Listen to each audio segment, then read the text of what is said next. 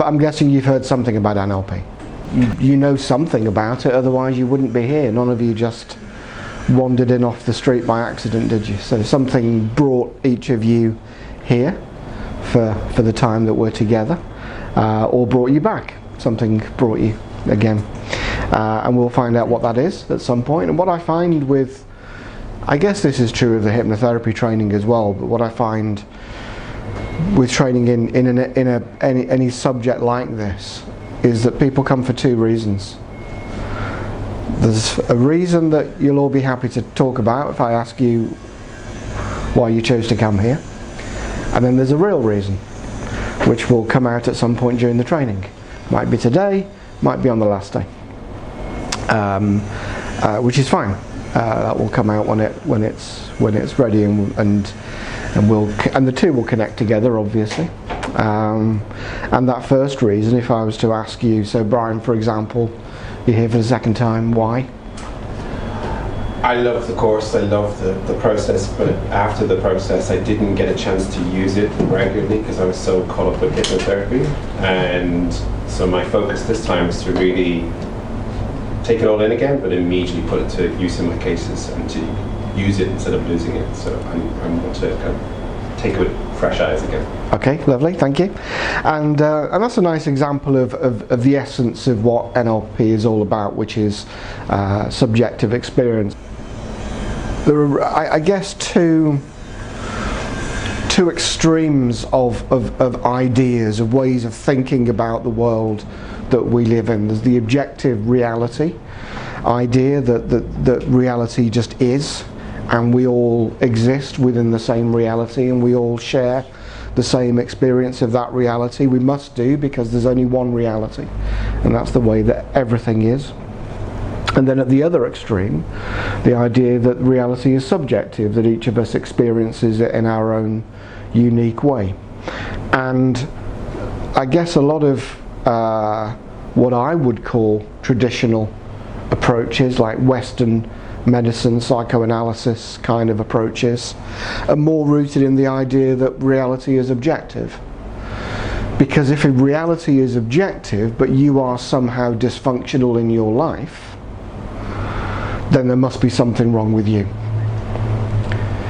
Because, for example, if a spider ran across the floor, how many of you would be afraid of the spider? Anybody else? So you're afraid of the spider. Let's say it's a small one, about that big. So you'd be afraid of the spider. You're saying you wouldn't. Therefore, if reality is objective, is separate to us, there must be something wrong with you, and we must cure your deficiency. There must be something missing, or something that's different. Yeah, because I mean, obviously you already know all this, so that's, you know. But that's the objective model, which is looking for cures and trying to define what normality is, trying to define how a normal person responds to different events or stimuli in their life, and labeling the people who don't fit that. And then the subjective extreme is that whatever that thing is on the floor, none of us see it the same way. And not only do we not see it the same way, but the way that we see it is not only influences the way that we feel and respond, but also the way that we feel and respond influences the way that we see it. So the person who's afraid of spiders will say, a spider just ran into the room and it was this big. And everybody else says what?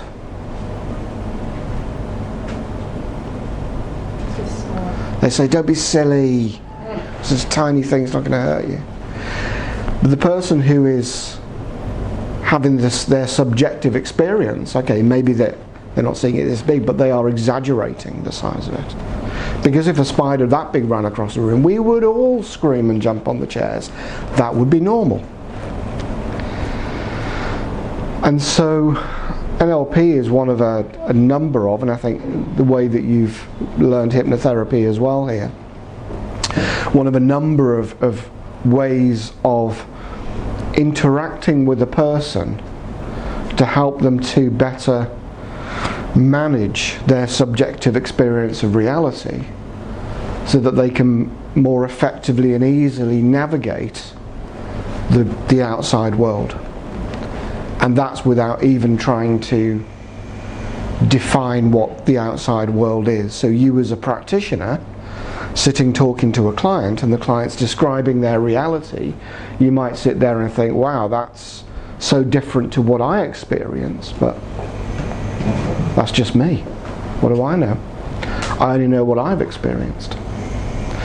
Now, as an NLP practitioner and then master practitioner and then trainer, and I'm a master trainer now, in that journey, you can imagine I've worked with a lot of people, one-to-one and in groups, and and still people surprise me. Still people do things, say things, experience things, which are new and and interesting, because there's an infinite number of possibilities of how we all work together in this world, and yet somehow we do.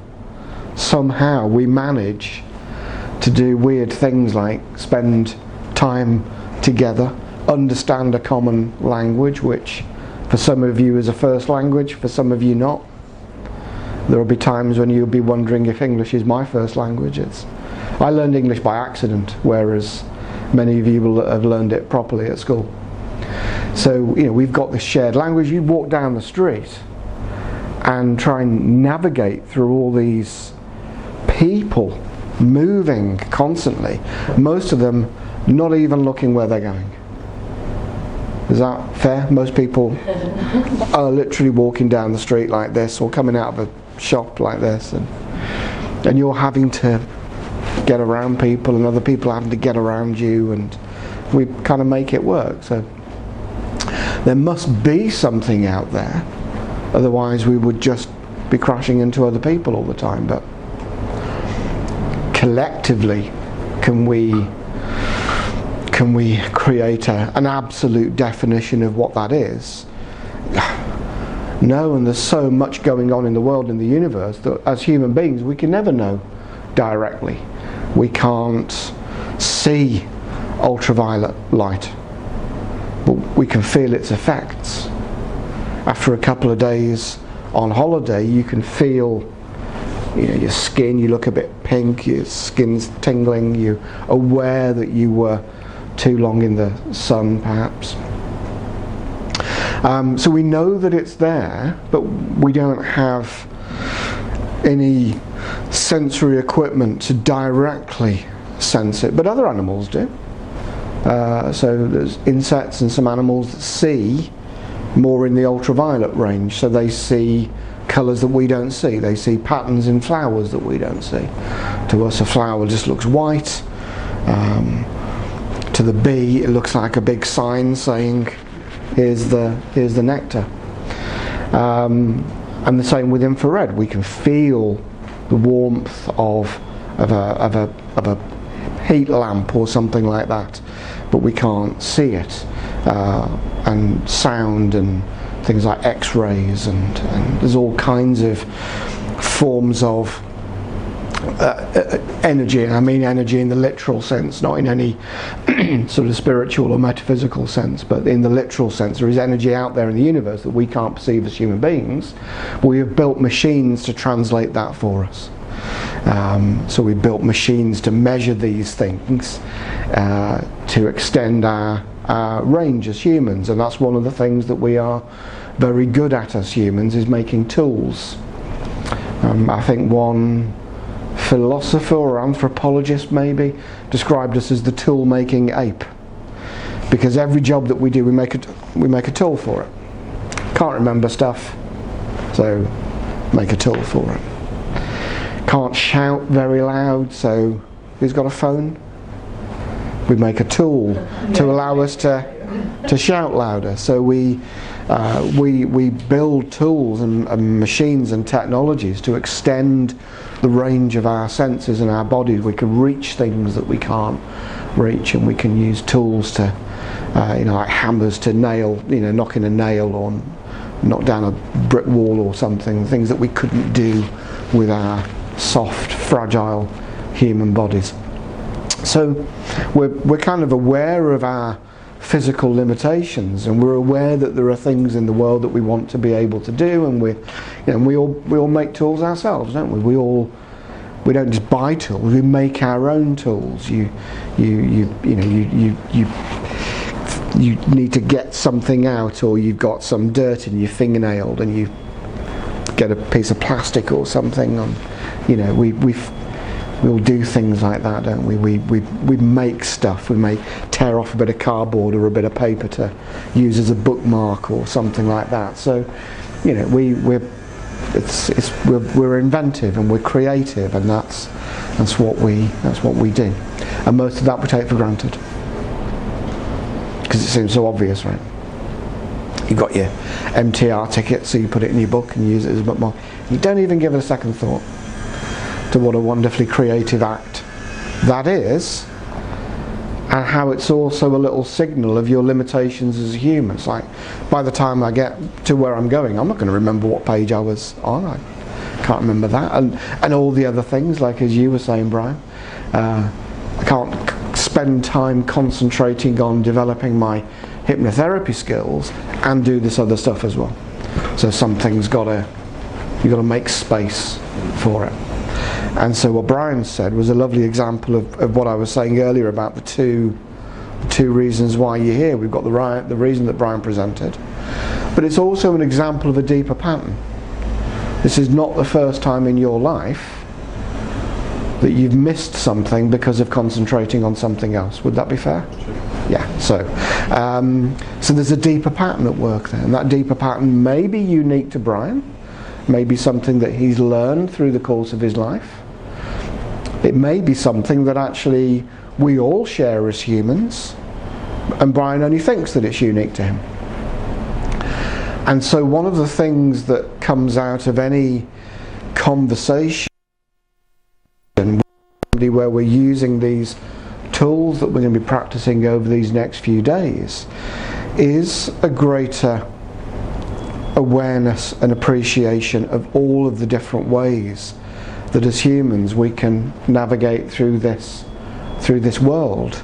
And therefore, as a practitioner, you're not only helping your client to expand their understanding of the world that they've created, but you are as well. As a practitioner, you'll be thinking, wow, that's a really interesting way of thinking about that. And in NLP we have a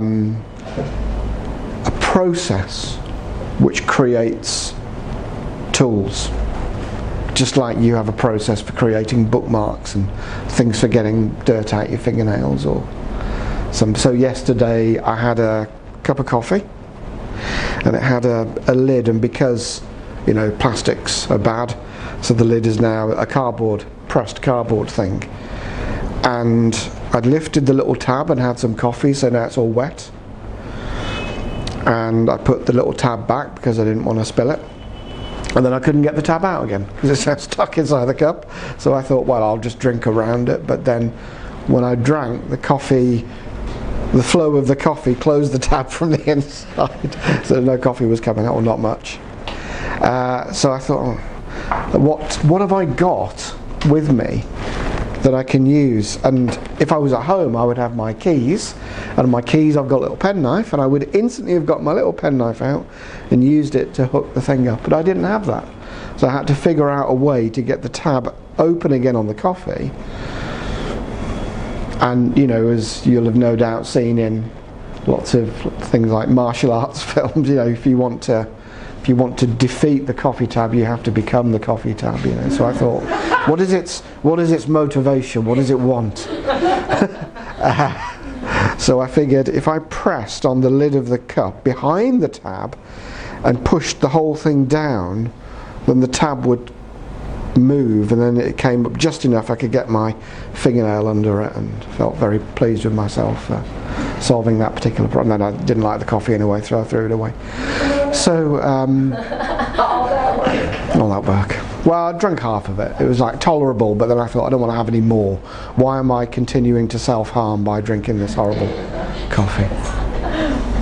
We do, don't we? We all punish ourselves and self-harm with things like, it's like, why am I doing this? I don't like this. Why am I still eating it? Because I bought it. I bought this coffee and I asked them to. I don't like very strong coffee, and I bought a little cup of coffee at Pret, because that was the place that was at the station. And it was the first one I had was at the airport, and it was very strong. I didn't like it, so I asked them to make it half coffee, half water. It was not so strong, but then I could actually taste how bad the coffee was. I mean, by my preference, I'm not, coffee was bad for everybody. Nobody likes Pret coffee. That's what we do, isn't it? As human beings, we take our own subjective experience and we make it normal. We project it onto everybody else. So I don't like it, nobody else likes it. It just wasn't my particular taste. And so, but we do that, don't we? We like to commit. We like to, if we make a decision, we don't like to people to think that we just change our minds every 2 minutes. We want to be consistent and reliable, and so we stick to things. We stay in jobs and relationships that we don't like because, and then we make up all these reasons why we have to do that, or why that's the best thing to do. Well, I'm just going to do that for another year, and then I'm going to do this other thing, and another year comes and goes, and so we talk about making changes in life. Have any of you ever made changes in your life, or chosen to think, I'm going to change this, I'm going to change my life, I'm going to change this thing about me, or whatever? And what motivates that? Why? What makes you think that there's something about you that you need to change? Doesn't feel fulfilling. If you express, want to express, then you make a change. Okay, so it doesn't feel fulfilling. Yeah. And you think, if I change something, then I will feel the way I want to be. And this raises another interesting subject as well, which is something that I think Sonia probably touches on in her. She talks about acceptance a lot. And if we talk about, if we think that the world is not exactly the way we would all like it to be, like even on your journey here this morning, can you think of something that was inconvenient or a little bit frustrating, or not exactly the way that you would like it to be? There wasn't a bus there exactly the moment you wanted it to be, or somebody was walking in front of you just slightly too slow and you couldn't get past them, or something. Can you think of, got an example? I grabbed a cab, and there was a noise that just kept going on for a while. Yeah. Why didn't he do anything about it? Okay. But I think he couldn't hear it. I think there was so much shit going on in his head. He was also on the phone at the same time.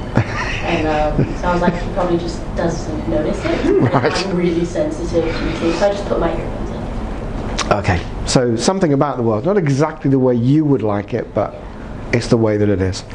And so when we're talking about sort of navigating the world and handling stuff that isn't exactly to our taste, or the idea that we can change something about ourselves, there's really two extremes. We've got the extreme of we change the world to suit us, and as a human race we do that to an extent. We put buildings up and make clothes because if we're somewhere that's a bit cold, or we make tools, or we change the world a little bit to how we'd like it to be. And at the other extreme, we change ourselves to fit the world as it is. So we either become James Bond villains, megalomaniacs, Elon Musk, we change the world, or we say the world is as it is, and I can accept that, I can be at peace with that, and so on. And in reality, we do a bit of both. And actually, if we look at the structure of the brain and the human mind that exists within the brain actually has those two systems within it. We have a system that adapts us to the world, that reacts to what's going on in the world. that reacts to the noise in the taxi and figures out a way to do that, that reacts to the coffee tab being stuck in the lid and figures out a way to manage that. And we have a system that predicts, that tries to change things, that tries to change externally. And we end up in a balance somewhere in between the two. Sometimes we can change the world, sometimes we can change us. And I think often people become very unhappy and unfulfilled or dissatisfied or dysfunctional when they're trying to be at one of these extremes. Because in practice, we're unlikely to accept everything that there is in the world, because the world is changing without us doing anything. If we do nothing at all, the world changes. So acceptance isn't something we just do once. You don't go on a training course or a retreat in some exotic location and go, that's it, I accept now. I'm healed, everything's good now. Oh, and everything's changed. Why can't the world stop changing? I just accepted it 5 minutes ago. And we're unlikely to change the world exactly to our liking, simply because everybody else is trying to do the same thing. And it's like if you've ever lived with somebody who keeps putting things in the wrong place, you'll know what that's like. You move something to the correct place and then they put it back again. So a lot of our problems as individuals come from the fact that the world is full of other people who have this really inconvenient thing called free will. And why can't I be the only person with free will? And then everything would be okay. And actually, if you look at a lot of films, the storyline of a lot of films features a villain, and that's their motivation. They want to make everybody else think like them, because then the world would be quiet and peaceful and everything would be okay, and they wouldn't have to deal with everybody else's noise, as you put it in the taxi. So we've got these different systems competing within us. We've got these different ways of navigating reality and finding a balance in between somewhere. And in all of that, the human brain is this learning machine, this connecting machine, that's fundamentally is quite energy efficient, in that once we've learned how to do something, we're going to tend to do it that same way for the rest of our lives. And as children, we adapt to the world that we live in, and the world that we live in is mostly at that time defined by our parents and siblings, and so we adapt to that situation, and then through life we then play out those same patterns, because that's what we've learnt to do. And those patterns that we learn early on in life work well enough most of the time with most people that we can function. And sometimes we get into a situation where those patterns just don't work anymore and we hit a brick wall, and then we deal with that however we deal with it. So for example, have any of you ever had a job where you had a boss who triggered you in some way?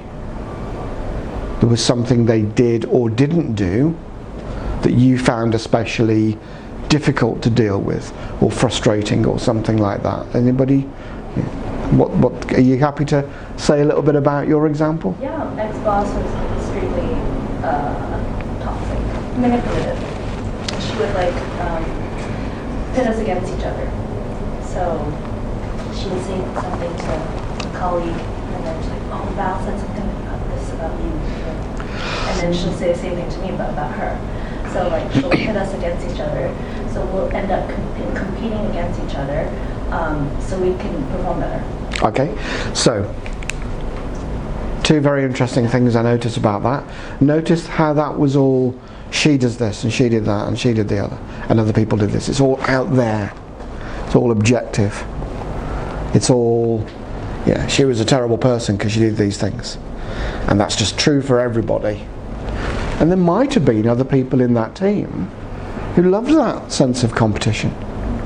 They loved having a gladiatorial combat every time they went to work, Some people just like that kind of thing. And thrive in that environment. But that wasn't right for you. So the first thing is you took a subjective experience and you projected it out and made it for everybody objective. And then the second thing that was interesting was I wondered, has there ever been a time in your life, like early on in your life, when you felt that pressure of being compared and having to compete or having to fight for your fair share or something? Yeah? My mom did the same. Okay, my mom did the same thing. My older sister. Okay, so we might think, that's interesting. Is there a connection between the two? And of course there's a pattern, a familiar pattern that plays out. And some people, accidentally or sometimes on purpose, will run those patterns. If any of you go on to do Master Practitioner, the word I use is programs. It's just like a program in a computer. We learn it once, works pretty well. It's not energy efficient to keep unlearning that and learning again, so we learn it and we stay with it, and it's fine most of the time. And keeps you safe, and it keeps you safe and alive, and here you are at this point in your life, successful. I guess. Well, as a human being, you are alive. You're here. You demonstrate that you're able to get what you need in life, either yourself or with other people's help, and that's success. You're still here, and doing okay. So that's as successful as most of us can hope for, really. And all these other things that we sometimes publicly measure success by, like job titles and money, it's all temporary. But you navigating through an ever-changing world and adapting and learning and being okay and still being here and being healthy, that's permanent. Well, for a long time that's permanent. But a job title, a job title could change every 6 months. What does that matter? So, where are we then? Subjective reality is the world view, and it's only a world view because we don't know. I've no idea what any hearing or thinking. Neither do you most of the time, actually. So until I mention it, you're probably not aware of the fitting of your feet within your shoes. You've all got shoes on you. Nobody's taken their shoes off yet. That will come, I'm sure. Or not aware of the temperature of the air just on the back of your neck, or the sounds of the traffic.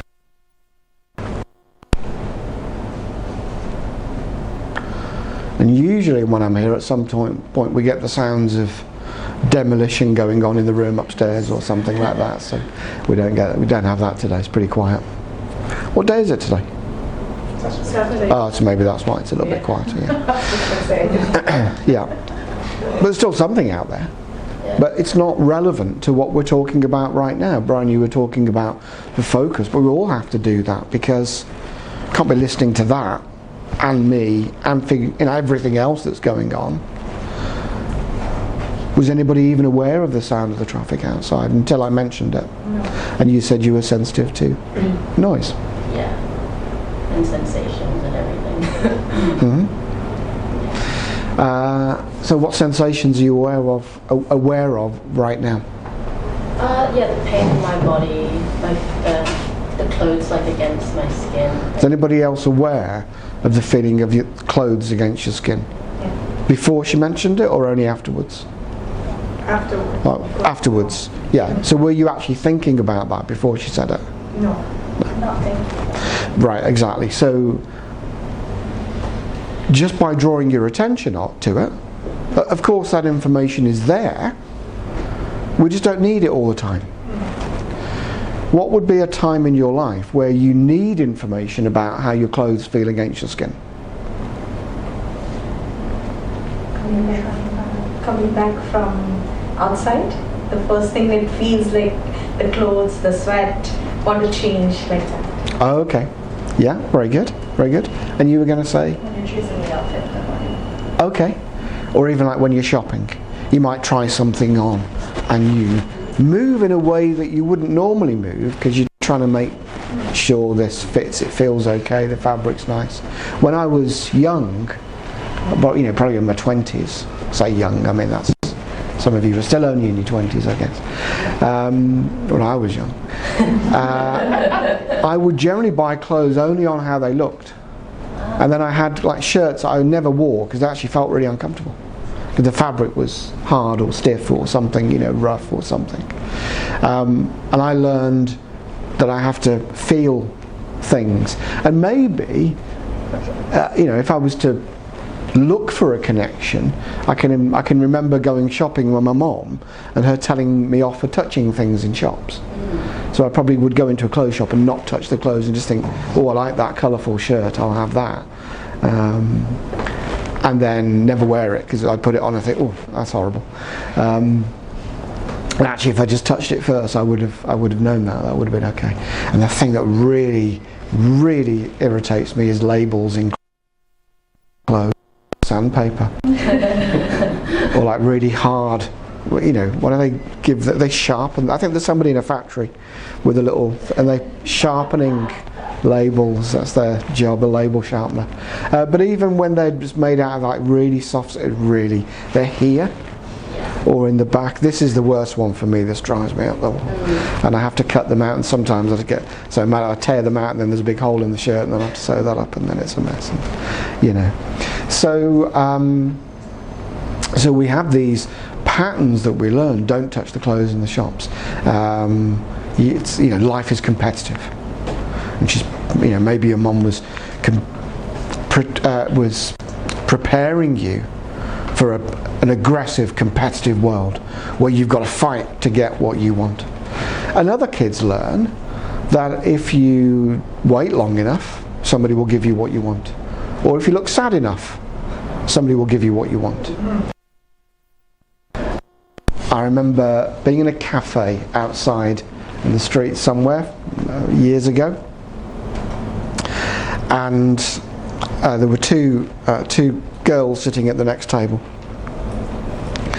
and I could hear bits of their conversation. It sounded like they'd just met, like on a language class or a course they were doing or something like that, and so they'd gone out to have lunch together. And at one point, one got her phone out to take a picture of the two of them because they had these huge, colourful fruit drinks,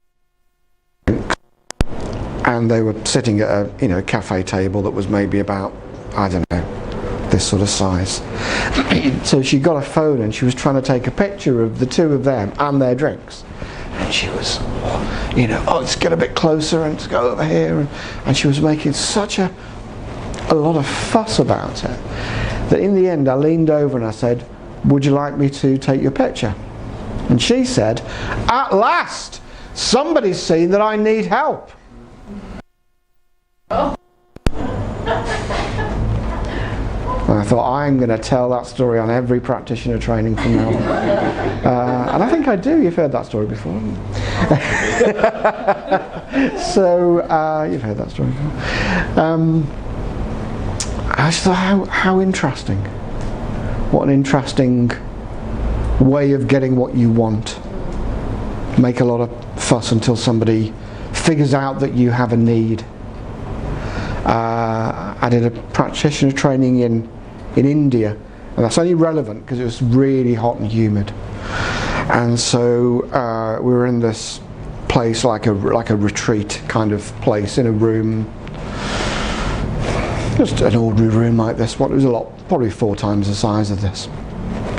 And after one break, one of the students came back and she was walking around the room like this.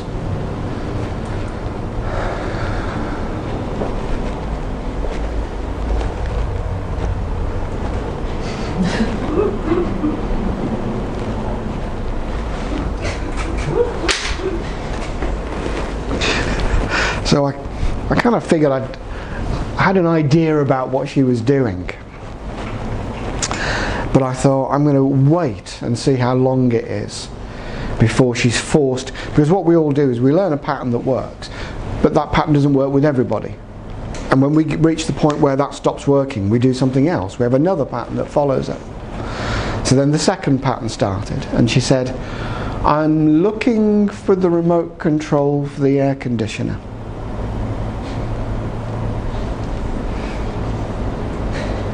What do you notice about that? She's not asking. She's not asking a question. She's making a statement about what she's doing, and I can see what she's doing. So I said, okay. Finally, she's forced into. Do you know where it is? Yeah. So it's on that chair over. Oh, you know. But isn't that simple? We think logically. We all agree logically as rational, experienced adult human beings. We all agree, I think, that you can just ask for stuff. Because you do it every day, don't you? You go into a shop and you ask for coffee. You ask, you ask for directions. What may sometimes you ask somebody to pass you a book or whatever. We ask for stuff. It's like natural. Like who wouldn't? And yet all of us try and everything we possibly can so that we don't have to ask. Because asking for stuff is bad, right? Why is asking for stuff bad?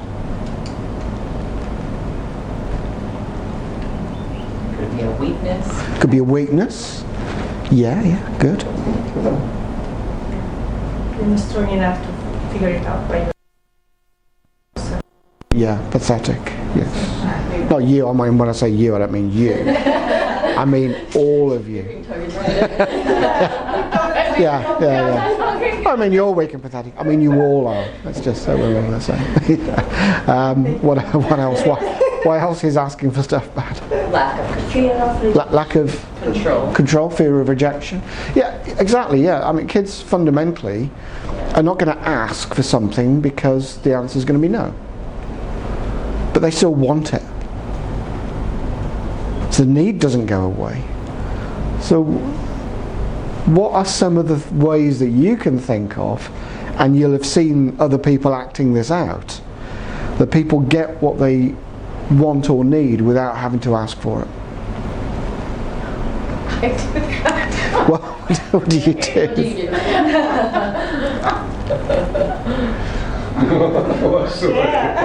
What's in your head?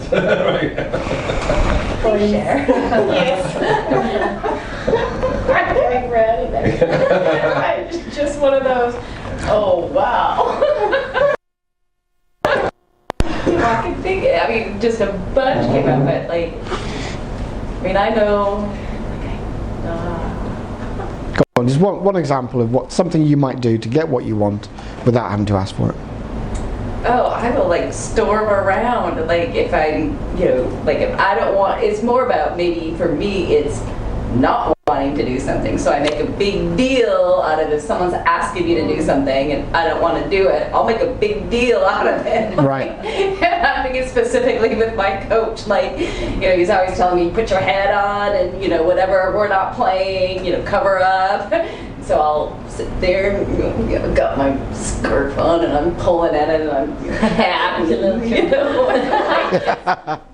oh my gosh.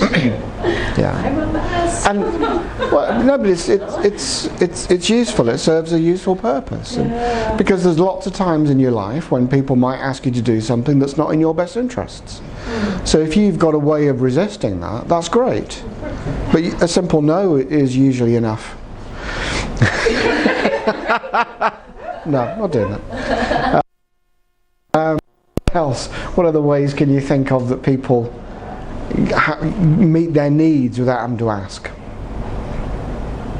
Looking upset, like acting, yeah. Okay. Acting like upset, making the other person feel guilty, feel bad, so then they...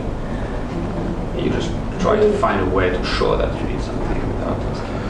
Right. So to look like you're in need of something, and then, are you okay? Do you want me to get you a drink or something? Are you warm enough? Do you want me to? No, I'm fine. Yeah, acting like a victim. No one cares about Yeah. And then it becomes, for some people, a little game. It's like, how many things can I get somebody to offer me? It's like, you okay, do you need a drink? No, I'm okay. Something to eat? No, I'm okay. Well, maybe. Yeah. Let's see what I can get, kind of game, yeah. They make up story, like, this happened and this happened, and I don't know how I figure out how to do, and then like indirectly they are asking for the favor, and so that you offer that. Yeah. And it happens. Yeah.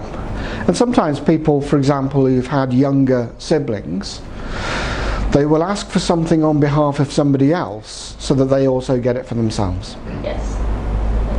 My little sister's thirsty and she really wants an ice cream. Right, your little sister's 2 months old, there's no way you could possibly have known that. Well, here's an ice cream for being a good boy or girl and caring about your sister. So you get rewarded for being caring, superficially. But you're actually being rewarded for being manipulative. and that reinforces the behaviour, of course. And so the objective worldview, the objective sort of Western worldview is that you are maladjusted.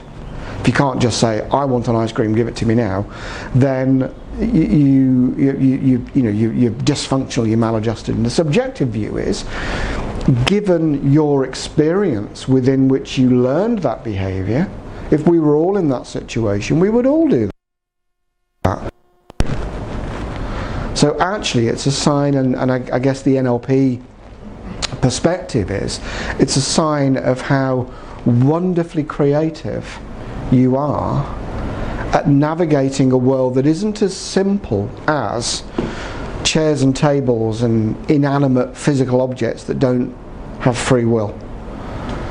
Because if we're surrounded by a world like that, then you get what you want just by going and getting it. If you want a glass of water, you just go and get some water.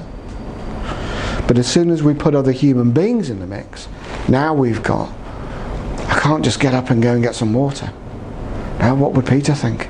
He'd tell me off. No, he'd say, wait till the break, or can I go, I'm really thirsty, can I? I haven't, is that water? Your water looks nice. Is it cold? Yeah, would you like me to get you one? Oh, well, if there's no trouble. Yeah. And so it's only when we put other human beings in that we add in all of this complexity. And so a lot of people deal with the difficulties of navigating life by wanting to isolate themselves and be away from other people. The problem that creates, and we all, I guess, to different degrees experienced some of this during that COVID period where we had much reduced social interaction, that finally some people, some researchers are starting to see not only a connection between isolation and depression, but actually a lack of social interaction, social contact is the cause of depression. And the chemical imbalance and all of that is a symptom, is an effect. So, it's not an imbalance in our neurotransmitters like serotonin and so on that causes depression. Depression is caused by detachment, isolation, because other people in many ways are our point of reference. If you were alone on a desert island, have any of you ever thought seriously about what would you do if you were the only person on a desert? The first thing you think about survival.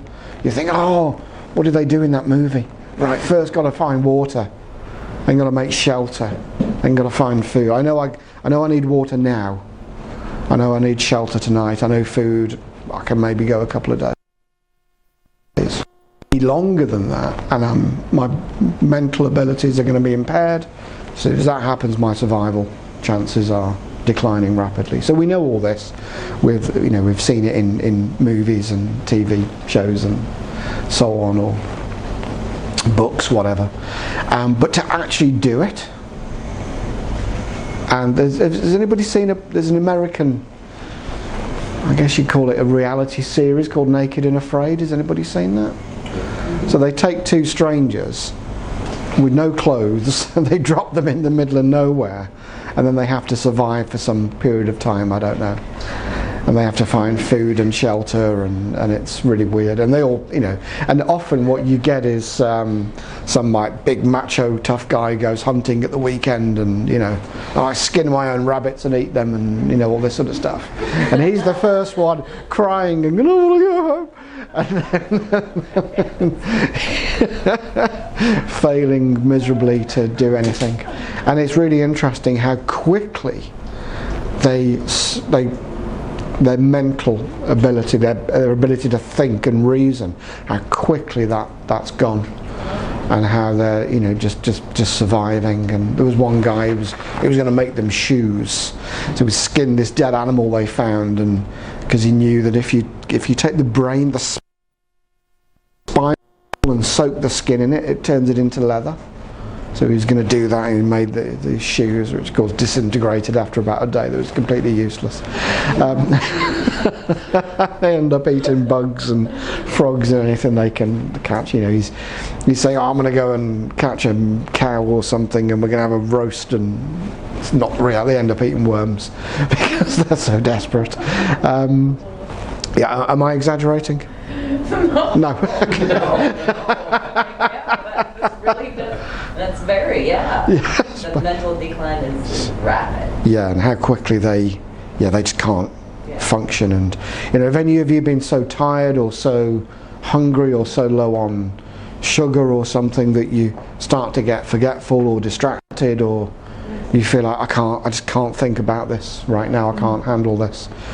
So our higher cognitive functions are so easily distracted or impaired by sake and things like that, or coffee, whatever. If you feel like you've got to have a cup of coffee in the morning, it's like, oh, finally. And I just took one little sip, and I'm like, I'm awake now. So I didn't even go down. I could not have been the caffeine. Couldn't have been the caffeine that did that. There wasn't time for that to get into my bloodstream and my brain. So it must have been something else. The smell or the ritual, just the act of thinking, I need a cup of coffee. Oh, I can't wake up, I need some coffee. Now I'm awake. It's not long enough. So there's something about the ritual, and it's like a tool, like using coffee as a tool. I need something outside of me to help me to wake up. I can't do that by myself. And then it's one of those stories that we tell ourselves, like you just said, telling a story and reinforcing it. So, in NLP, one of the terms we use, a word that you will hear, is map, and the idea that we don't know for sure, we don't experience directly the outside world. We experience the outside world through a sub-create, and sometimes that's like a literal map, like a place map. So children, when babies are first born, and for the first few months of their life, any of you got children? Got young nieces, nephews, friends with kids? Anybody seen a child? You know the kind of thing I'm talking about. Make a lot of noise. And so when babies are very young, but they're at the age where they're starting to interact and they're starting to smile, and you can have fun with them and so on. Most people will play a game of peekaboo. So you hide, and then you come back, and the baby's like, "Gee, where the hell did you come from?" And in the baby's world, that's exactly what's happening, because if you're not present in their real-time sensory experience, you've gone. And if you think babies get to a stage where they have a lot have difficulty sleeping, and parents are, well, they're not sleeping, they go to sleep and they wake up crying and so on. If you can imagine yourself as a baby, where when you close your eyes the world's gone. If you close your eyes now, you can imagine everything. You don't imagine everything because you're not aware that everything is here. So without looking, And even though I say without looking, some of you will look. You can't help it. As soon as I say it, it's an involuntary thing. It's not, it's not intentional. But without looking, who can tell me what the pattern is on the floor?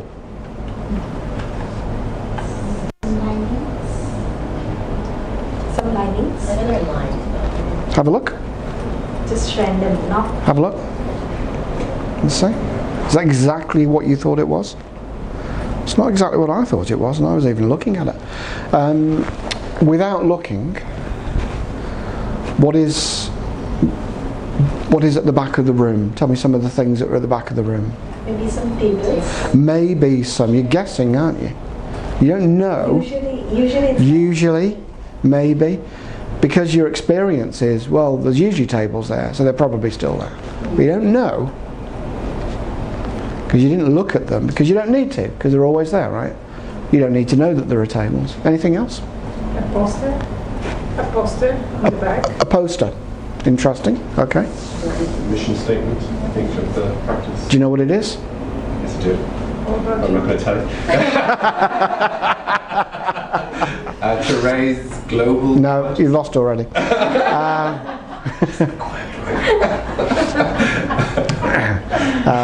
Two was right. Well, two was the fourth word, so it was in there somewhere. I should know because I work here. Should know. Yeah. Don't. But isn't it true? I should know because I work here. Isn't that an interesting thing to say? I should know because I work here. As if that's the most important thing about working here. Do you embody the spirit of what it says? Yes. That was a no.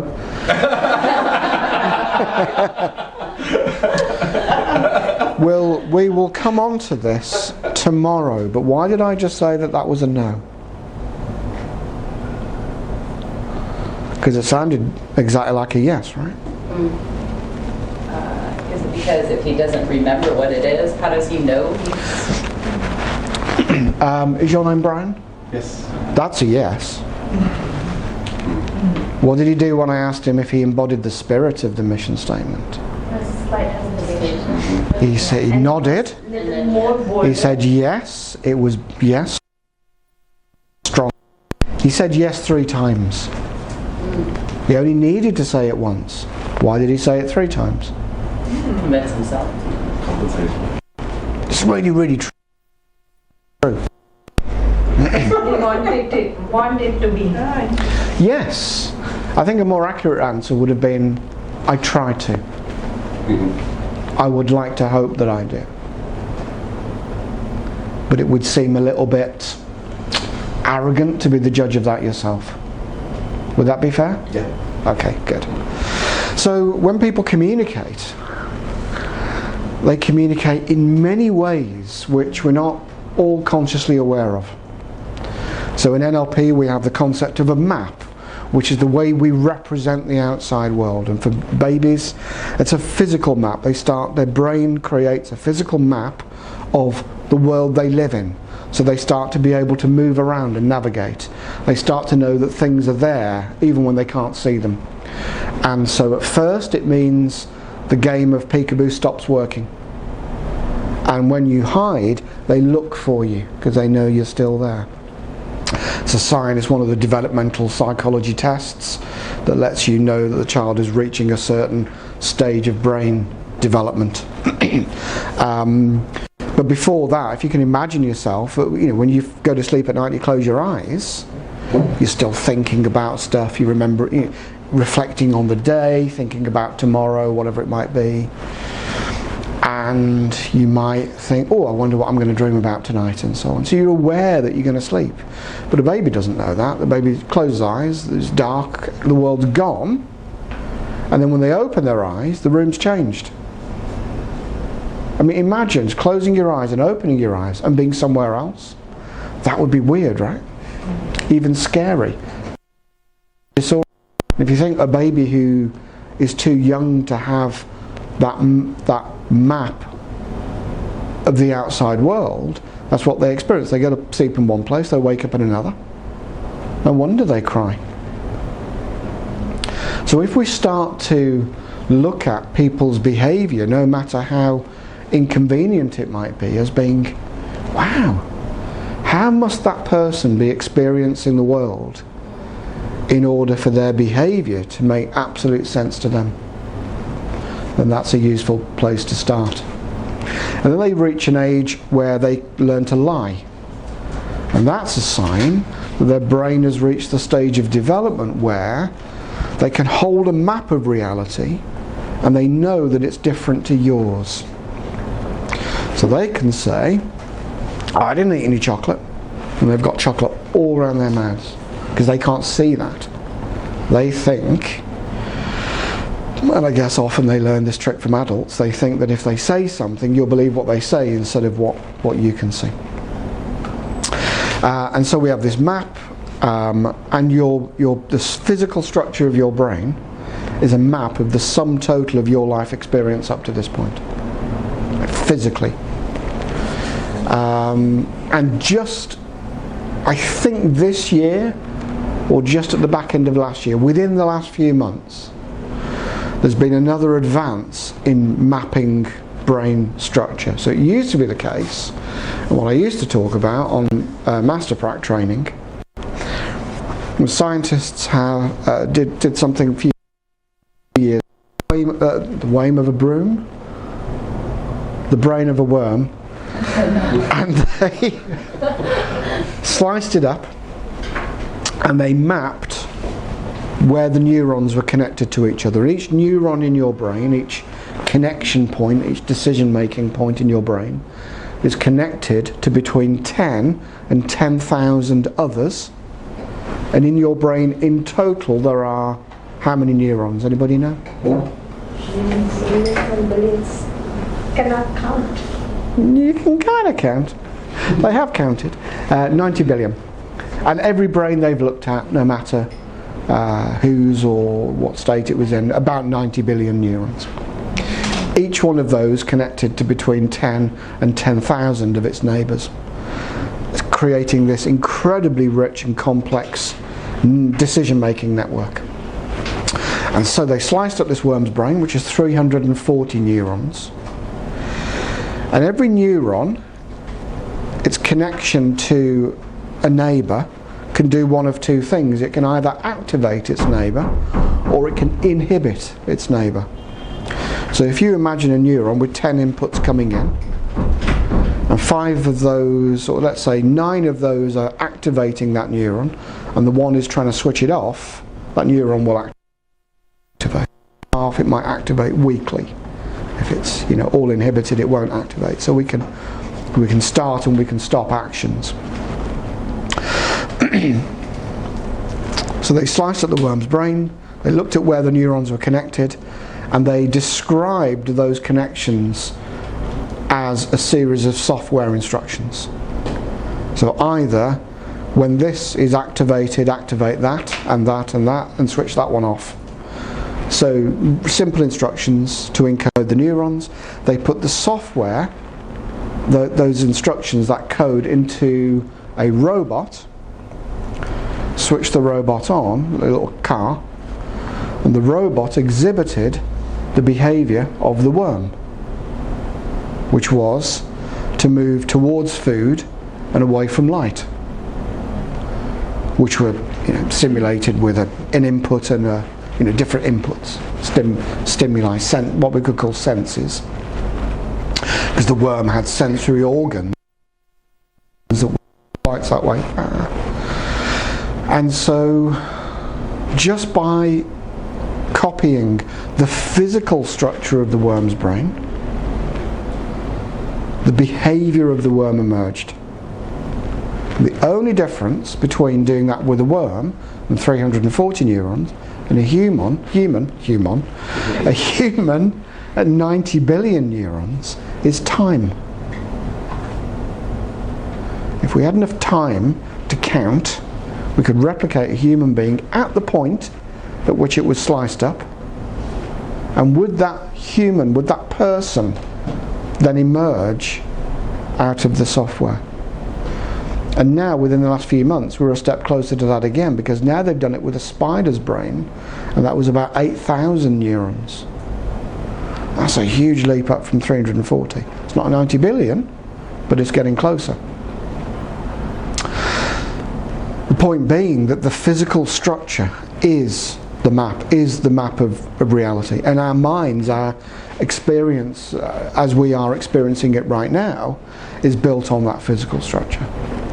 So you're saying that when they projected the structure of the brain into the other thing projected that reality, it was experiencing the same reality then? You could describe it that way. I'm not sure that we could say that a piece of software or even a spider was aware of its experience of reality.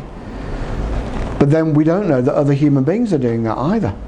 I have no idea what's going on inside for you and whether you are aware or thinking. I only know what I can see on the outside. But I infer from that you are thinking and feeling and reasoning and experiencing. Exactly, yeah. But we don't know for sure. But we imagine that other people are just like us on the inside, even though we don't know.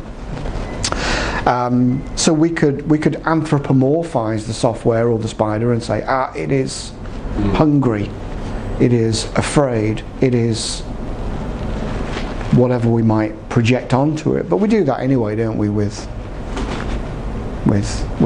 inanimate things. When we get onto the language part of NLP, we'll be playing with this in order to influence people. So what we need to do is have an experience of the subjective experience of reality, an experience of these maps of reality that we create.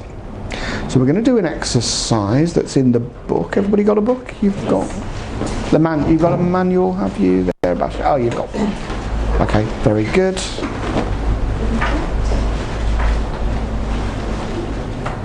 Super. We're looking for the submodalities exercise. Not sure where that is. So there's two indexes in the front of the book. One is like page, like a headings sort of content index, and the next one is an exercises index. So if you're looking for a particular exercise, probably look in the second index. And it's, I don't know, chapter 2 or 3, I'm not sure where it is. Let's have a look. Yeah, submodalities. So that's chapter 8. But if we look at this one, exercises, here we go, 8.1 probably, which is page 79. Let's have a look at that. Yeah.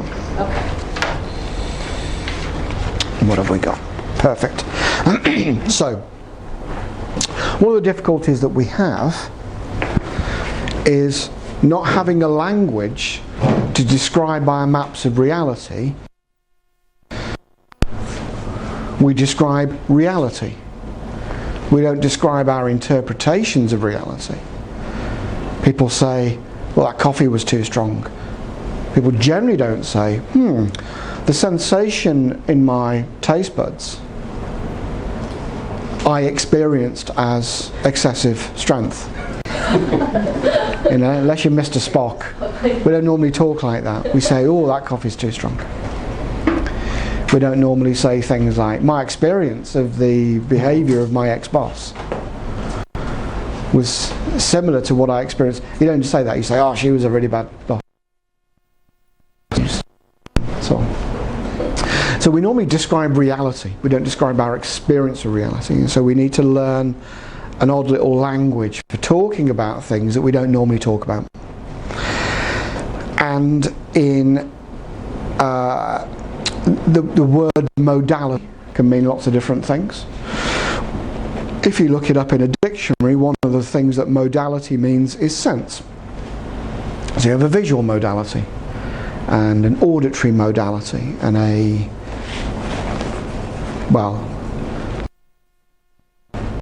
aesthetic modality, like a tactile modality. We have a way of sampling the world, gathering information about the world through our eyes or our ears or our...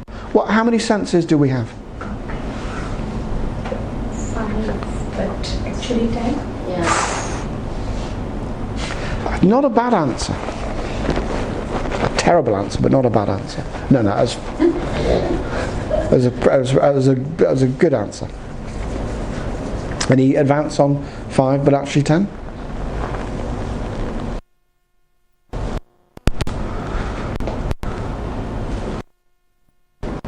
Question, because the number changes from time to time.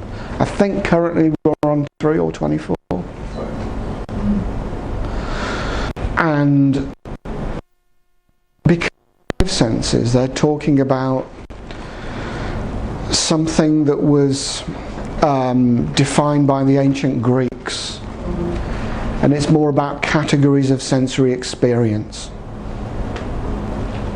So anything that I'm experiencing through my eyes, I'll call vision, and I'll make that one sense. It's actually a number of.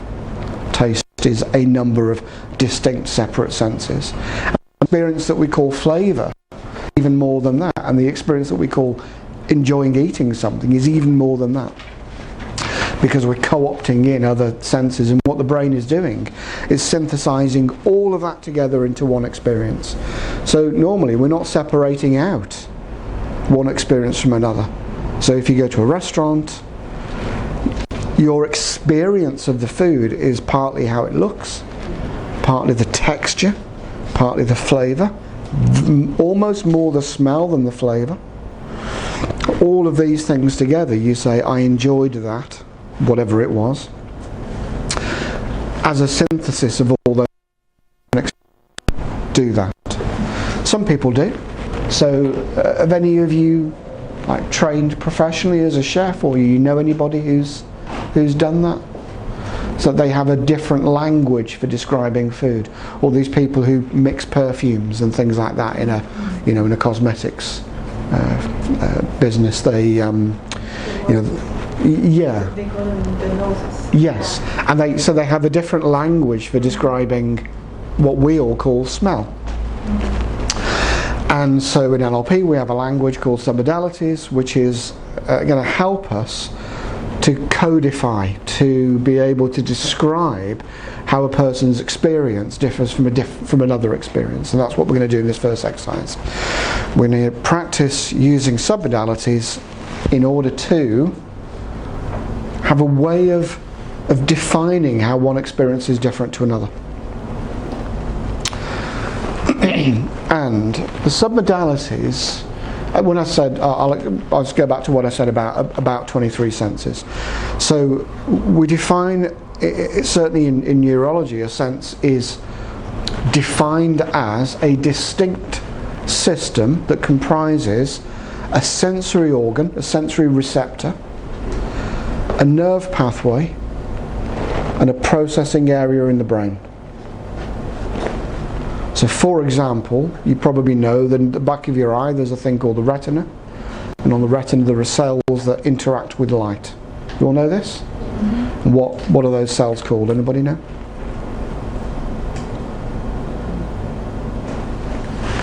And they're called, according to most things in neuroscience, because nobody, when they're dissecting people's brains and nervous systems, nobody knew what anything did. And so almost everything in neuroscience is named after the person who found it or what it looks like. And so the cells on the retina are no different. So if you've got this is the whiteboard, isn't it? Mm-hmm. Yeah. The back of your eye. So you've got a lens at the front that's going to focus light coming in onto the retina. And we have these cells that are either long and thin, or they're thin, or they're that shape. And we call them either rods or cones. And do you know which one does what? So the rods detect colour. And they used to say, if you go back and read a biology book from, say, more than 20 or 30 years ago, they'll say rods detect colour and cones detect black and white.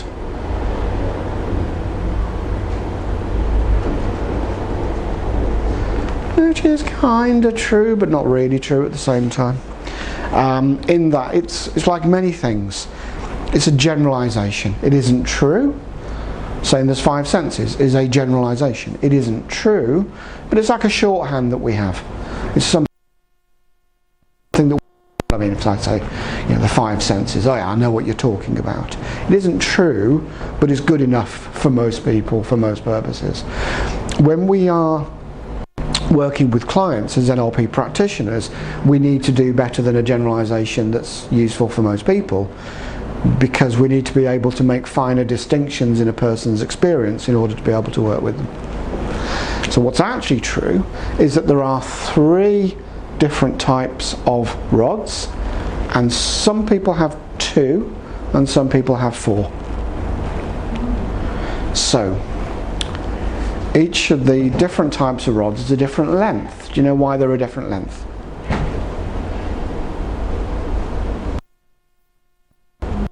Not really. The angle which perceive the light. The angle which perceive the light. The angle? Yes. Ooh, The reflection of the light. interesting. No, but interesting. Have any of you ever blown across the top of a bottle to make a note? Oh, yes. Yeah? And if the bottle has more or less liquid in, the note changes, yeah? So if you do it with like a beer bottle, Yeah. and you drink a bit, and it goes up or down if you've drunk a bit? No. Down. Why is it doing that? Does it have something to do with frequency? Yes, well, we're hearing a frequency. We're hearing a particular, what we call a note. So when you blow air across the top of the bottle, it pulls air out with it. So if you've got, you know, these Dyson fans, and the way they work, and the hair thingy. Anybody got the Dyson hair thing? What is it? Yeah. Dyson. Yeah, blow dryer. Yeah, it wraps it around. So it uses this effect, and aircraft wings use it, and so on. That if you blow air across a narrow gap, it will pull air along with it, and so that lowers the pressure in the bottle. Up until the point drop low enough, now air is going to rush in from outside. So the pressure in the bottle is going up and down and up and down as you blow across the top of it, which makes the bottle and the air inside the bottle shake. And that shaking at a certain number of shakes per second we perceive, because we've got organs, ears, that are built to detect changes in air pressure. We perceive it as a sound, but what it actually is just the air moving backwards and forwards. And the more air in the bottle, the longer it takes, because air is stretchy. If you've ever used a bicycle pump or something like that, or had a balloon, air is elastic, it's stretchy. So the more air there is in the bottle, the more elastic more stretchy it is, the longer it takes for the pressure to drop, for the air to rush in, and so on. So the frequency gets lower, which we perceive as a lower note, a lower tone. So, just imagine, so that's happening with air. So imagine if that happened with light. And these rods are different lengths. So what's happening is light is coming into our eyes from the outside world, and a little particle of light called a photon gets stuck in these rods and shakes all the way down the rod at different frequencies, which we perceive not as a sound but as a colour. And the length of these rods happens to correspond to a range of frequencies of light that we call, anybody know the colours? Red? Blue, yellow, yellow, green. red, green, blue, and some people who are mutants. Well, we're all mutants, actually. We all have errors in our DNA, and sometimes that error in our DNA causes something that has no impact, might not even be noticeable. Sometimes it causes something that's a problem, gets in the, stops something else from working properly, and we call that a congenital defect or something like that. And sometimes that mutation confers an advantage, and that's how we evolve. So some people also have cones that detect yellow, and they can see colours within the shades that we would call yellow and orange that other people can't see. And some people are missing a certain type of rod. I think the green ones are missing, and those people are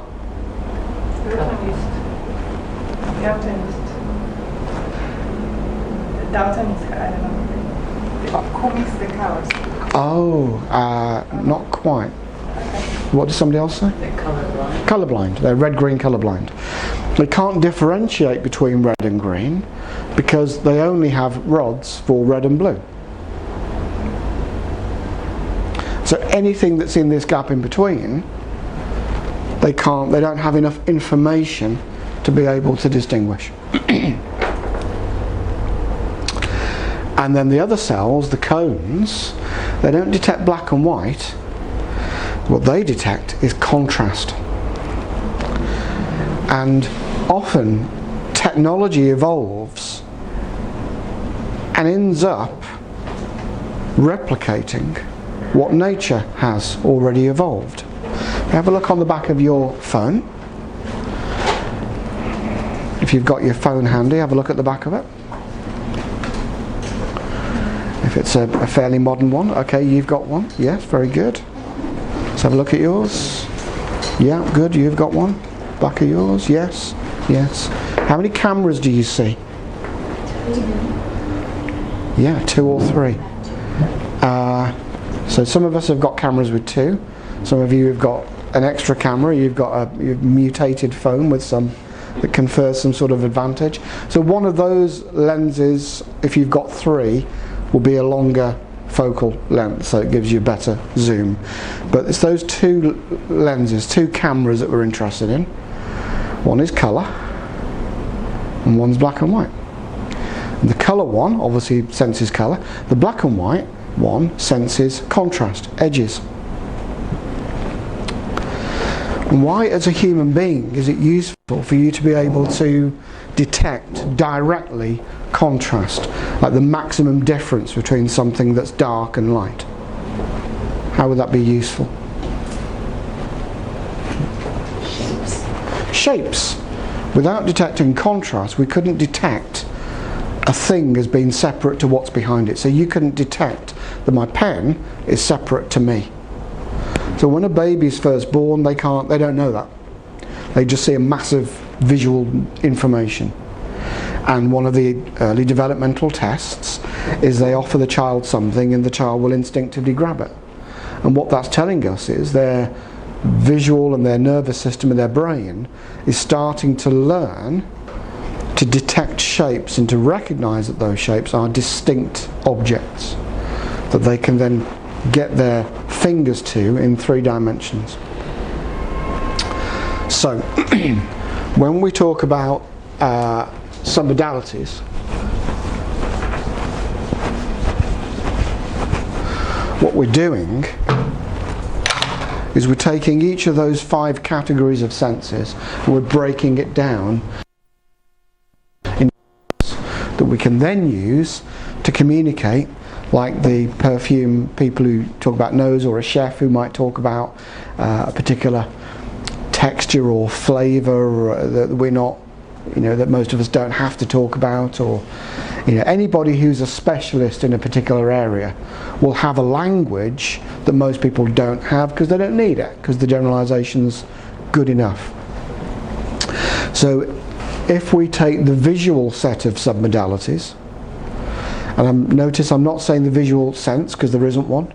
We have separate senses of colour, We have a separate sense of contrast, movement. All of these get merged together into an experience that we call being able to see, but it's distinct processes that are happening in the nervous system that are then being put together and synthesized together at the level that we're calling experience, the world out there. So if you think back, anybody old enough to have had a film camera, or young enough to have had a film camera again, now that they're becoming fashionable again? And it used to be, when you finished your film from your holiday, you put it in an envelope or you take it into a shop and get it processed, and they would ask you certain questions. What would they ask you? The size of Black and white or color? Yeah, is it black and white or colour? the size of the pictures you want to do. Yeah, do you want it? Yeah, size, very good. So wasn't there an exposure or something? Like 240. Yeah, it could be something that they adjust in the printing lab. If it's a bit bright or a bit dark, they can adjust it. Yeah, very good, good. Glossy or matte? Yes, very good. You can have the finished glossy or matte. If you're really old, they would ask you if you wanted it with a border around it, so that when you got the prints, they had a little white border around them, or not. And if you look, you know, my old family photos from when I was a child were all square and with a white border around them. Like a Polaroid. Like a Polaroid, yeah, and that's got that extra bit at the bottom that you hold and you shake it. I don't know what the shaking it does. You're drying it or yeah. Yeah. So we have a language for describing. So people going, I want these photos developing, or do you want them black and white or colour? What size you want? I don't know. I just want pictures. And they will give you what most people get, which would be 6 inches by 4 inches and colour and so on, glossy.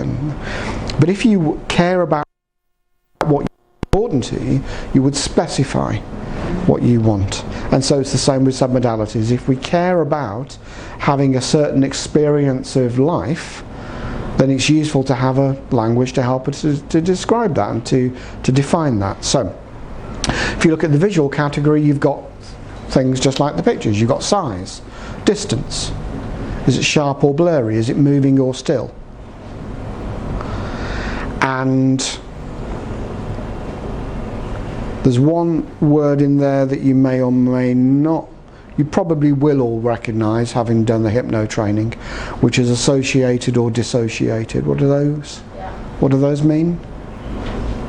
Means in this, for this or in the therapy? Ooh, is it different? Yeah. Tell me more. So for therapy, it is like when you are associated, you are being that. It's the same then. Sorry? It's the same. Yeah. So tell us what associated and dissociated mean. Yeah. That you are being that, and dissociated is you are viewing it like an objective from an objective perspective. Right, okay. So, yes. So if your memory of an experience, and with submodalities what we're dealing with is not real time, we're going to be talking about memories, past experiences. So if your memory is as if you were there again, seeing whatever you saw at the time, you are associated into your own body. If you can see yourself in the picture, and it's like looking at yourself from somebody else's point of view, then that is dissociated or disassociated. Dissociated. And most people don't normally talk about that. But they give us clues. And when we come on to the language parts of NLP, we'll be listening out for the clues that people give us in their language. For example, have any of you ever had a job interview? Have you ever been asked in a job interview, where do you see yourself in 5 years' time? Or something like, some variation of that. Where do you see yourself? That question presupposes, expects dissociation. Just think for a moment about the answer to that question. Where do you see yourself in 5 years' time? What pops into your head? What picture comes into your mind? Picture of me at a different time. Exactly. Yeah. So your picture that you create is dissociated simply because I just asked you to do that. And we will do that by accident. So an interviewer will accidentally say, where do you see yourself in 5 years' time? You'll say blah blah blah. And they will write down, didn't be emotionally involved in their future. Well, of course not. You just told them to dissociate. Because one of the effects that we see is that when people have an associated memory, they have feelings. But when that memory is dissociated, those feelings tend to switch off or be diminished. So we'll see a connection between how strongly a person experiences a memory emotionally and whether they remember that as them being associated or dissociated. Whether they remember they were really there in it, or they're like a bystander watching themselves. And we can also suggest or request a person to associate or dissociate a memory because we want to amplify or diminish the strength of their emotional response. As a practitioner, can you think of a time when that might be useful? If it's something that's very traumatic for them, you want them to dissociate. Yeah. So simply by asking the question, what do you see yourself doing in that situation? They dissociate, and straight away you diminish the emotional intensity. Because you will at some point work with people, if you're working as a practitioner, you will at some point work with somebody who has an emotional response that's so strong to processing a certain memory that it makes it difficult for them to continue interacting with you. And if we know that and we can influence that, without having to say, you know that thing that really scares you and terrifies you, can you just not think about that for a minute? Put that to the side. Yeah, just part that. Yeah, forget it. If we can have ways of influencing the very way that people process memories, just through the structure of the questions that we ask, that can be quite a useful thing to do. So, first exercise is going to be, we're going to map some submodalities, and we've got an odd number of people, so thank you. Let's have a think. Tell you what, because Brian's done 4, and therefore an expert Yes. in everything. Sessions later if you want. Yeah. Would you mind helping me demonstrate? Because then we're an odd number for doing the exercise, and you might then enjoy observing and not interfering when another pair. Is that okay with you? Absolutely fine. So all we're going to do is map out some modalities for an experience. Just to get into the habit of using the language, of asking the kinds of questions, getting the information. So that's the first thing about this exercise, just to get used to the way that we're interacting using these techniques. And sort of objective in the exercise as well, which is in the process of going through and asking these questions, you're starting to get into the habit of sort of digging below the surface and thinking more analytically about the person's experience rather than getting involved in it, and rather than getting attached to it, which isn't helping the client. So let's start with something really easy, an experience that we have all shared. No matter what different walks of life, no matter what different parts of the world we were born in, an experience that we must logically all have experienced, something that bonds us, that brings us together as human beings. Because actually, when you're getting to know people and you're meeting people for the first time, shared experiences is one of the things that people talk about, isn't it? Oh, where did you go to school? Oh, I know a person. Do you know so and so? And where did you used to work? Oh, do you know? Oh, I used to go past that building. And we want to find things that we have in common. So something we all have in common is we all travelled to be here today. Do you agree with that? Which, unless you live in this room, must be true to the tables at the back. We're just like, yeah, surprise. So where do you travel from to come to the centre? From a place called Keisha, quite far away. Okay. And how long does that take you? About an hour, 20 minutes. Wow. It takes me 3 minutes from the hotel around the corner, so I really appreciate your commitment. Thank you. So I'm just getting just a little bit of, what is it?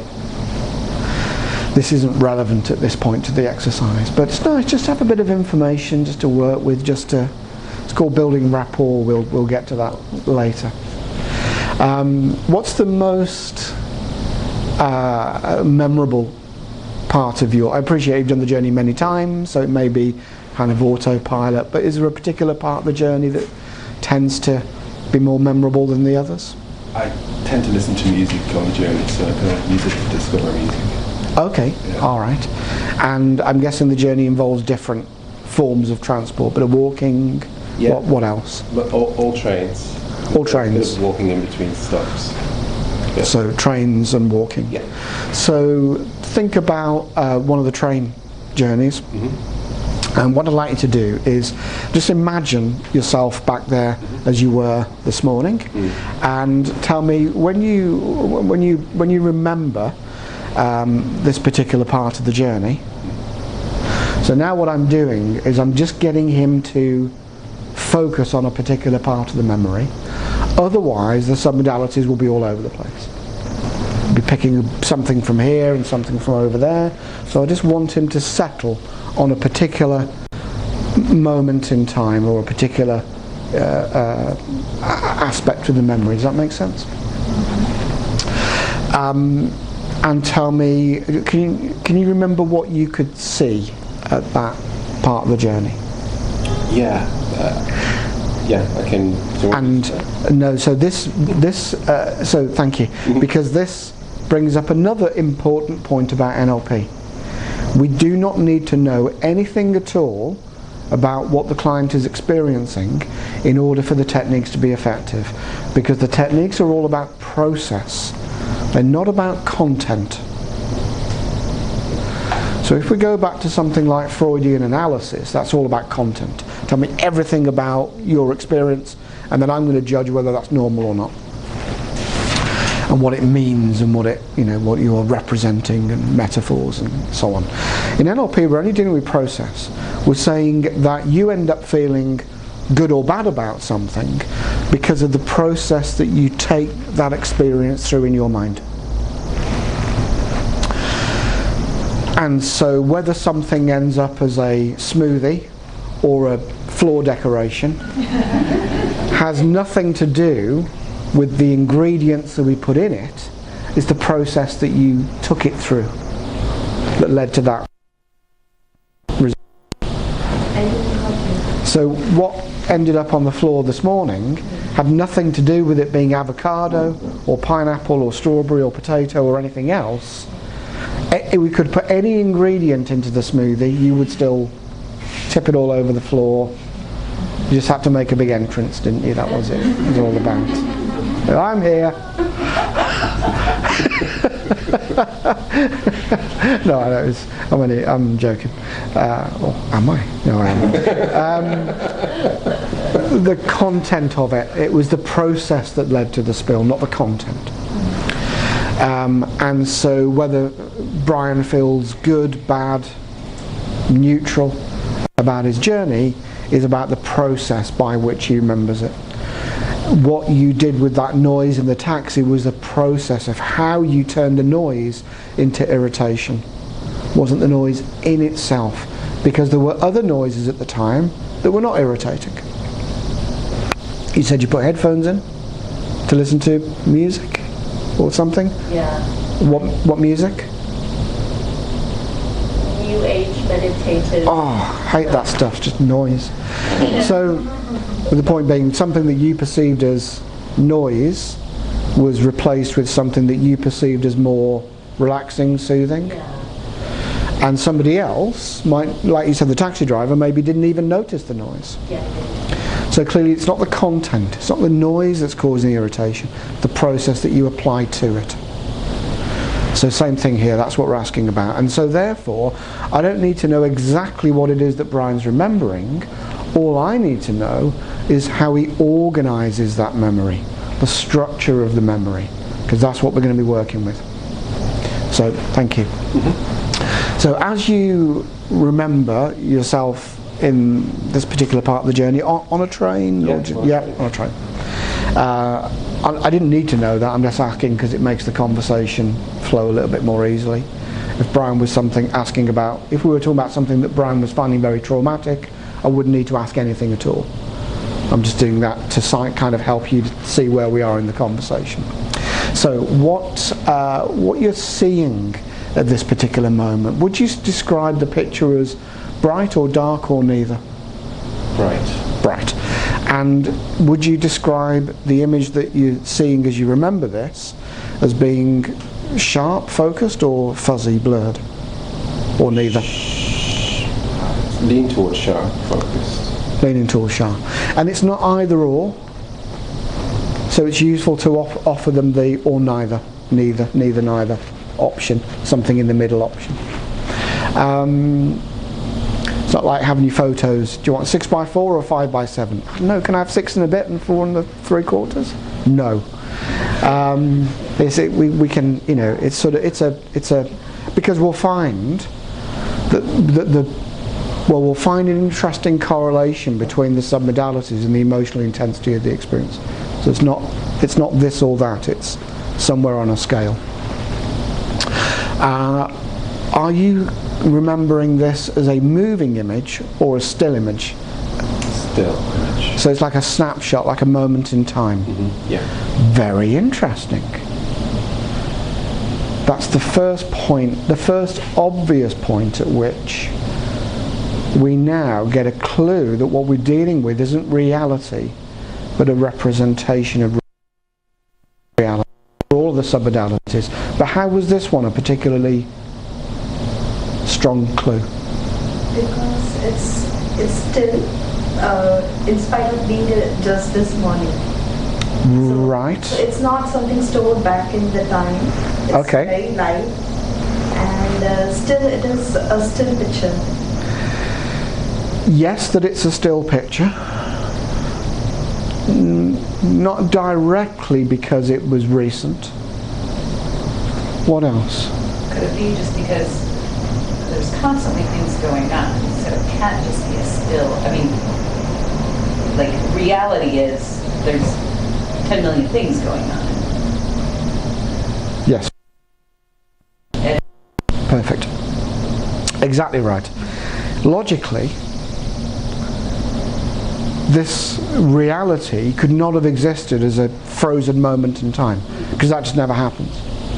If it had happened, Brian would still be on the train, frozen.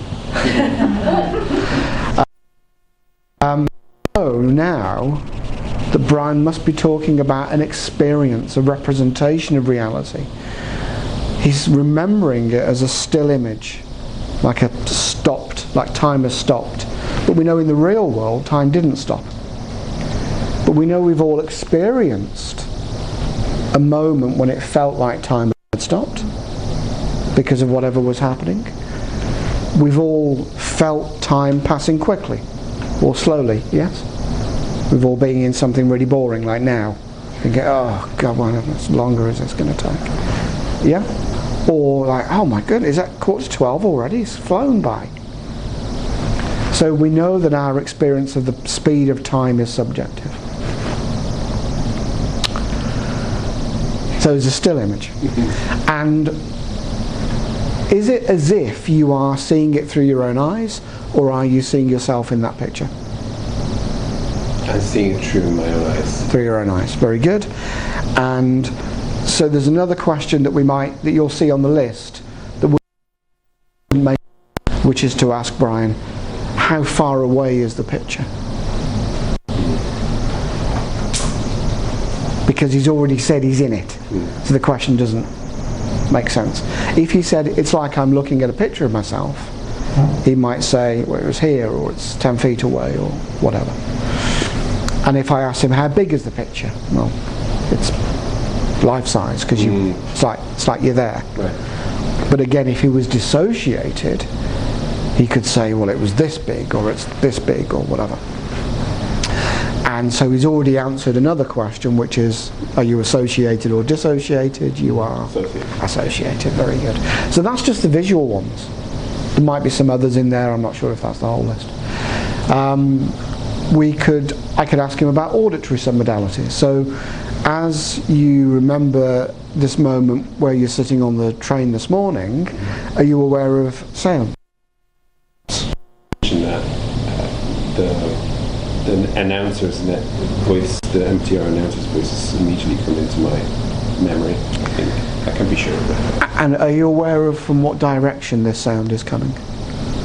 Feels like above there. And does it seem high-pitched, low-pitched? High-pitched. High-pitched. Is it noisy, like loud or quiet? Just kind of in the background, just kind of there. Kind of there in the background and so on. And so we can ask questions about the qualities of the sound. And like on your hi-fi, if you had a graphic equalizer or bass treble volume, we can think of sound in these and describe it in these categories. Let's think about physical experiences, like what you're sensing physically, tactile, kinesthetic. Are you aware of temperature, any warm or cold, or neither? That's the first thing I thought of, the temperature of the steel seat. Kind of cold because they're over aircon the train. So you're at first aware of the coldness of the seat. Yeah. And so he's answered another question. Did he feel that? My arse. On your arse. And are you aware of any sensation of movement? Not really. Oh, in the train itself, yeah, but not within me. Not within you, but where in your body are you feeling the movement of the train? Same place. Same place. Mm-hmm. Okay.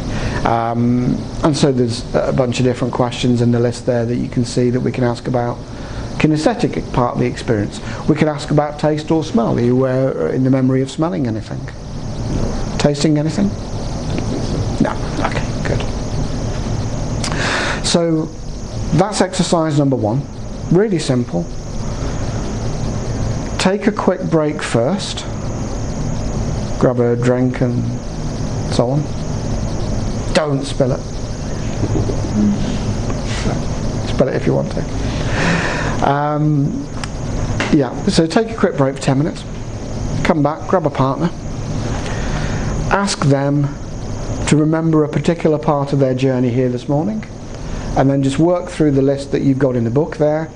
Is the picture moving or still? Are you in the picture or are you seeing yourself? Is it colour or black and white? I didn't ask you that one, did I? Colour or black and white? No, it's colour. It's colour. Is it like flat or three-dimensional? Is it moving or still? Is it, whatever. Just work through the list and do that both ways. Just see what happens. Notice when your partner is asking you the questions. Notice, if you can, what happens to your experience of the memory as your partner is dissecting it. So take a break for 10 minutes, come back, do that exercise. We ask about the same things, the journey to come. Yeah, just because it's something recent, something unlikely to be traumatic, I hope. Just an easy thing to remember, and also a nice little introduction to the idea the content really doesn't matter. Yeah. Okay. Thank you. Thank you, Brian. Yeah.